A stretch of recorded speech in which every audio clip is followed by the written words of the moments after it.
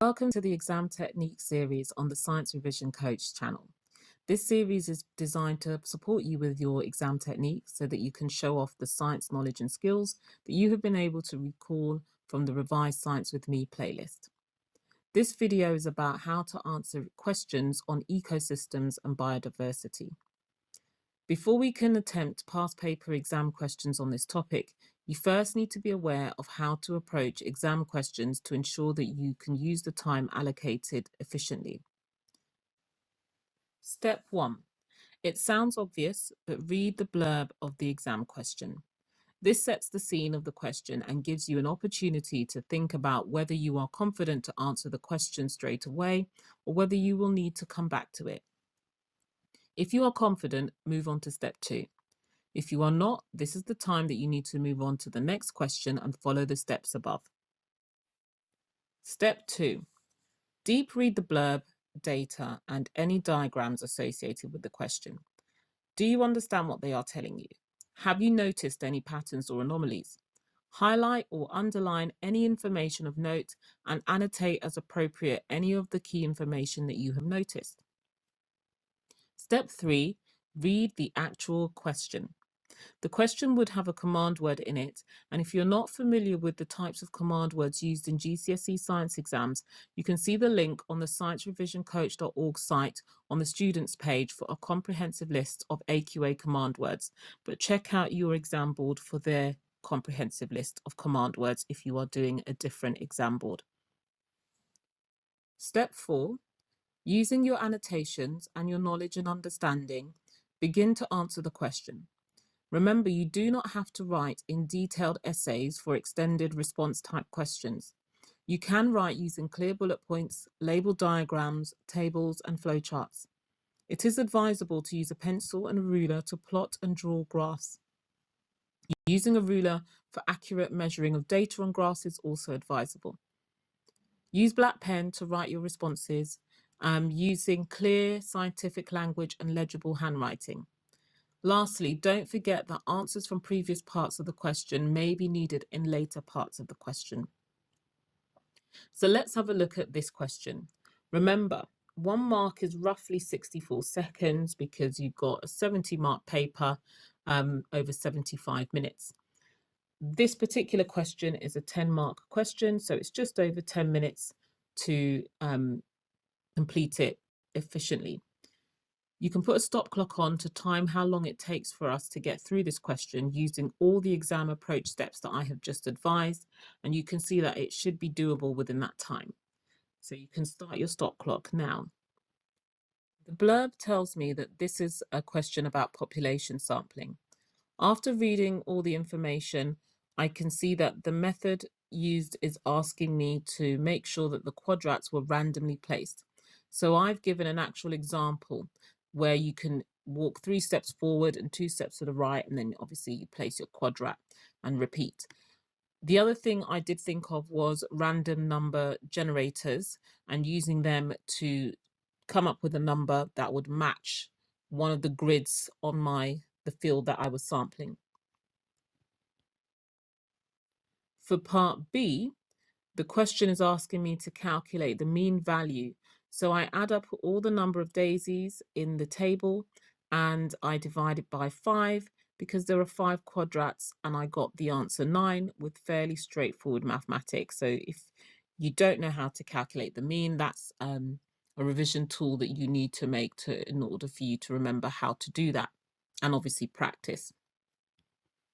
For part D, the question shows that I need to calculate the area of the field, and again, basic arithmetic, so 100 times 150, and that's quite straightforward, and I get 15,000 square meters. The next part of the question tells me to estimate the population of daisy plants in the whole field, so I've got to use the previous parts of the question, part C and D, to work out my answer to part E. So because I have worked out that there were a mean number of 9 daisies per 1 square meter, and I know that the total field is 15,000 square meters, I multiply 9 by 15,000 to get an answer of 135,000. And this is why this is an estimate, but it's a fairly good estimate based on the samples, the mean sample number of daisies, and the size of the field. For part F, the question is talking about biotic factors. So the first thing I think of when I am thinking about biotic factors is competition with other daisies and disease, because these are factors which rely on other biological organisms. And abiotic factors would be things like light or space or water. For part G, the question says the students noticed that the daisy plants growing near a building were smaller. Explain why smaller daisy plants grew near the building. So my two answers need to include a reason, because I've got the word explain, and I have said less light for photosynthesis, so therefore less growth. And then for the second part, I've said less mineral salts or ions, so less protein synthesis, and proteins are needed for growth and repair. And for both of those, or all of those questions, I was able to gain full marks. And as you can see, this is well within the time allocated for the 10 marks. So you can stop your stop clock now, and you can think about using some of the approaches that I've said when you're answering exam questions. So let's look at the examiner's report. I can see that for question A, as the question was assessing the student's knowledge of how to achieve randomness, rather than just how to use a quadrat, answers about throwing quadrats did not gain credit. Because of this, very few marks were awarded. Just 9% of students gave a method which would achieve randomness. Correct responses included using a random number generator, selecting random coordinates before going outside, rolling dice to determine number of steps, using the last 3 digits of each group member's mobile phone number to create the random numbers. Now, if you didn't know this, you need to use this mark scheme or the examiner's report to actually write down some of these methods and remember them. Think of a retrieval practice technique that you could use, an interactive revision tool that you could use to remember those specific random generating methods. For part B, a description of a quadrat was required for this question. It was well answered, with most students referring to square in their response. 2/3 of students gained the mark. The most common insufficient answers refer to grids or internal squares only, which failed to describe the outside structure. For part C, 80% of students were able to correctly calculate the mean value. For part D, 84% of students were able to calculate this simple area question. So quite high marks, high number of students getting those marks. For part E, as this question was marked with part C and D, any incorrect answers for mean or area were allowed to be carried forward. 37% of students gained full credit, with the most common error being to divide the area by the mean rather than multiply them. Part F. A large proportion of students either confused biotic factors with abiotic factors or totally disregarded this part of the question. So I don't understand what happened there. Many answers gave 2 abiotic factors, most often sunlight and rain. Just 5% of students gave 2 biotic factors, 5%, right? And a further 20% just gave 1. Most commonly, credit was given for trampling and eaten by animals or insects. Part G. Half of students identified less sunlight or less water as the reason daisy plants were smaller. A further quarter of those students went on to link this to the lack of photosynthesis causing less growth. So they didn't link it and use the word because or think of the fact that the question said explain. Answers referring to no light or no water did not gain credit. And if a student gave less nutrients or less minerals, this was accepted for the first mark, but they needed to link this to say why to more proteins gain the second mark. And so this was very rarely seen. So I hope that going through those questions and the examiner's reports will give you food for thought and help you to reflect and think, would you have made some of those errors? What could you do to avoid making those errors, and to use the exam approach technique that I have just gone through, and think about how likely would you have gone and made those errors if you had used the exam approach technique that I have shown you. The next question is 9 marks, so you can set your stop clock for just over 9 minutes. I can see that there has been a rapid increase in the percentage of carbon dioxide in the atmosphere since 1960. Part A says carbon dioxide is a greenhouse gas that contributes to global warming.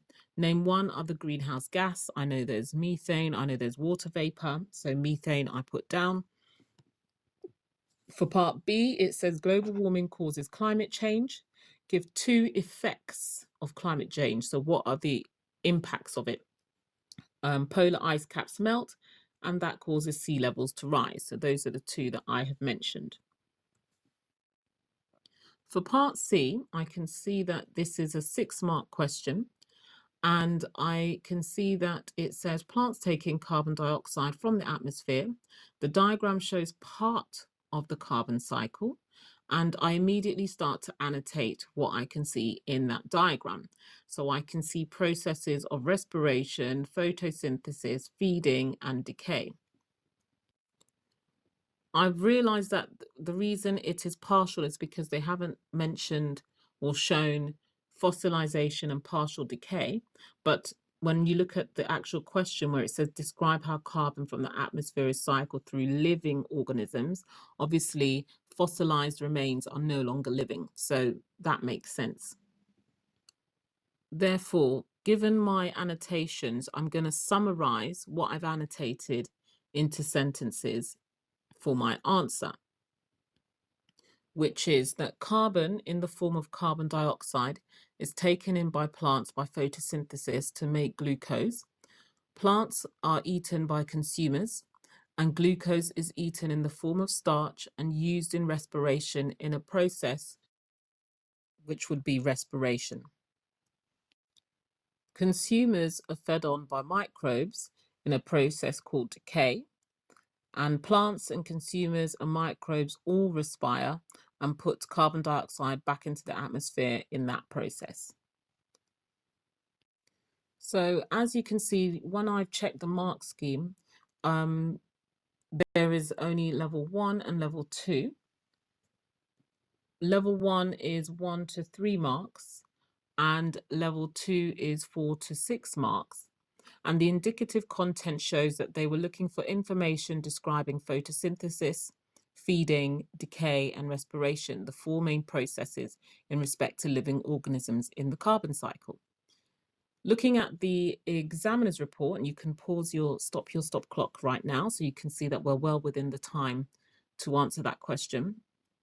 But looking at the examiner's report for all of that question, we can see that for part A, 45% of students were able to name another greenhouse gas. Methane was the most common correct answer, but water vapor was also seen.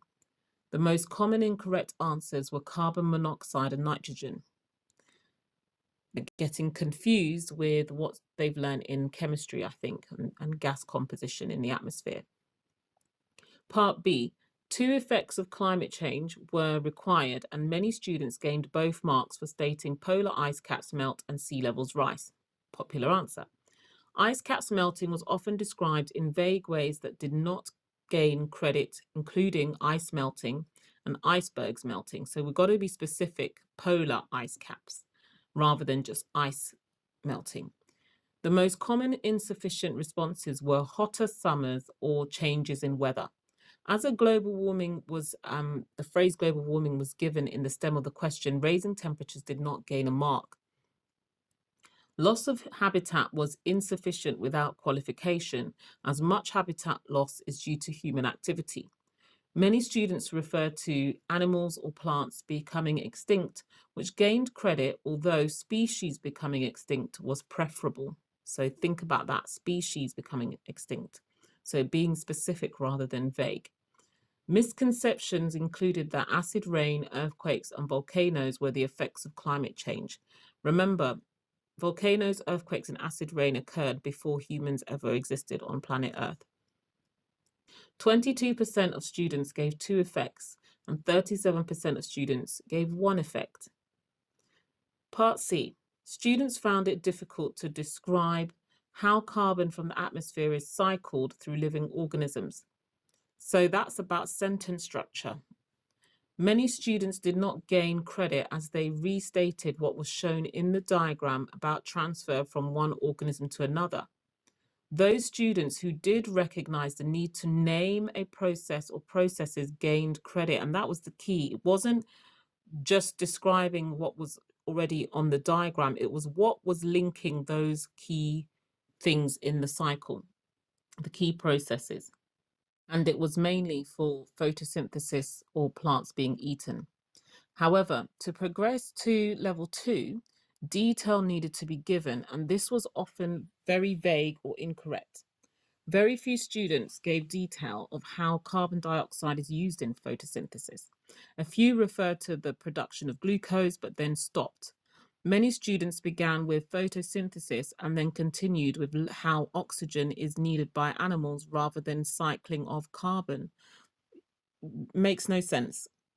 The questions about carbon, so you've got to talk about how carbon in all its forms, as carbon dioxide, as glucose, is cycled through organisms and the environment. Those students who recognized and named the processes of respiration or decay often gave better linked detail. Many referred to the decay process releasing carbon dioxide rather than the respiration of the microorganisms releasing the carbon dioxide. The passing of carbon between levels of consumers was rarely mentioned. Even I didn't mention it completely. I mentioned it once when I talked about feeding, but I didn't talk about the food chain. 42% of students did not attempt this question. So nearly half did not attempt the question or gained no marks at all. 8% of students, 8% were able to provide an answer matching the level 2 descriptor in this question, and that differentiated between students well. So that would be your grade 9 and 8 kind of discriminator. So this is why it's really important to do the extra work to make sure that you have read the question and that you fully answered it, because it may be that you do know the work, but you just haven't. Once you've seen the mark scheme, you think, oh, I do know this. This is not difficult, but you're not using the information given to you in the blurb of the question. You're not highlighting, you're not annotating, you're not picking out what they're actually asking of you, and therefore you're not able to show off what you actually know and gain those higher marks. So I hope that you can see that with me discussing this with you and showing you how to answer such questions and going through the examiner's report, you can see that we've spent less than 20 minutes actually going through this. And this is revision in itself. So hopefully you've learned from this. Thank you for sticking around to practice your exam technique. You can access past papers from the website of your exam board, or you can have a look at the description box below for more details. If you haven't already subscribed or pressed the like and notification buttons, please do so now. And if you need any further resources, check out sciencerevisioncoach.org. Goodbye and good luck.